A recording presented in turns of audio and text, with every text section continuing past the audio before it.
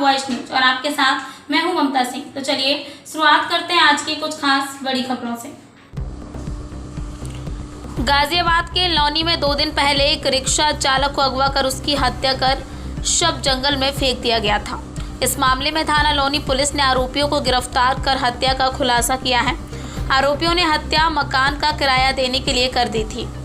गाजियाबाद के लौनी के सालेह नगर कॉलोनी में रहने वाले रिक्शा चालक सुभाष को 2 दिन पहले रिक्शे के साथ अगवा कर उसकी हत्या कर शव जंगल में फेंक दिया गया था, जिसका शव शुक्रवार को थाना ट्रोनिका सिटी क्षेत्र के जंगल में एक बोरे में मिला था।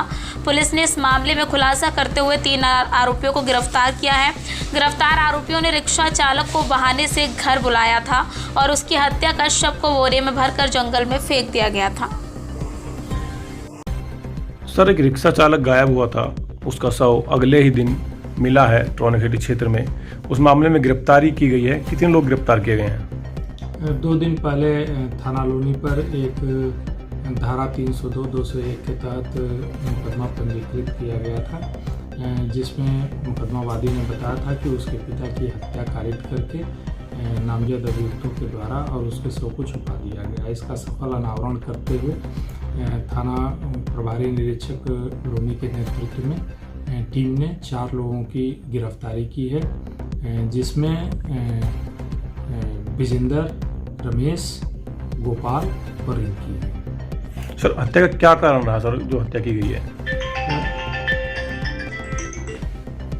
पूछताछ के आधार पर जो प्रकाश में आया है उसके आधार पर इन्होंने ये बताया कि सुभाष से ई रिक्शा इन्होंने अपने घर पे सामान ढुलाई के लिए बुक करा करके लाए और इन्होंने बताया कि मकान मालिक का किराया इनके ऊपर बहुत अधिक था, जिससे कि ये प्रेशर में थे।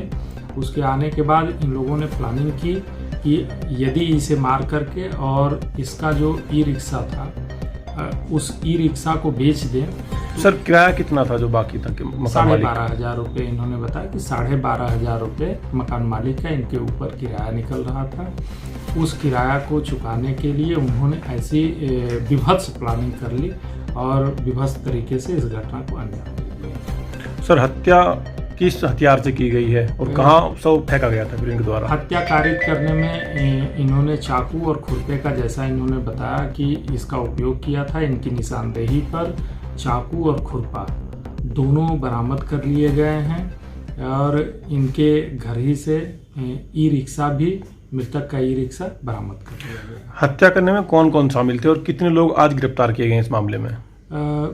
हत्या करने में चूंकि घर पे हत्या हुई थी और घर पे मुख्य जो हत्यारे थे विजेंद्र और रमेश ने इस घटना को अंजाम दिया, लेकिन साक्ष्य मिटाने के क्रम में घर पे मौजूद जो रिंकी थी और विजेंद्र और रमेश का पिता गोपाल, उसने भी इस योजना में उनका साथ दिया। धन्यवाद सर। वक्त हो गया एक छोटे से ब्रेक का। ब्रेक के बाद फिर से हाजिर होंगे ऐसी कुछ खास बड़ी खबरों के साथ। तब तक के लिए नमस्कार।